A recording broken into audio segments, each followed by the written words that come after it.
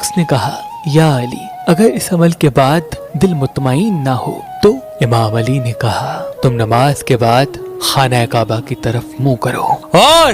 مٹی کے برتن میں پانی رکھو اور درخت کے پتے پہ اللہ کا نام لکھو، اس کے بعد اس پتے کو پانی میں ڈال دو اور بار بار اللہ سے کہتے رہو کہ اے میرے خالق میں تم سے خیر طلب کرتا ہوں۔ اگر وہ پتا خانہ کعبہ کی طرف چلا جائے یعنی وہ کام تو ہوگا لیکن اس میں وقت لگے گا، لیکن اگر وہ پتا سیدھے طرف چلنے لگے یعنی تمہارا یہ کام تمہارے لیے بہتر ہے، لیکن اگر وہ پتا الٹے طرف موو کرے یعنی تمہارے لیے یہ کام بہتر نہیں، لیکن اگر وہ پتا تمہاری طرف آ جائے یعنی تمہارا کام چند ہی دنوں میں ہو جائے گا۔ اس شخص نے کہا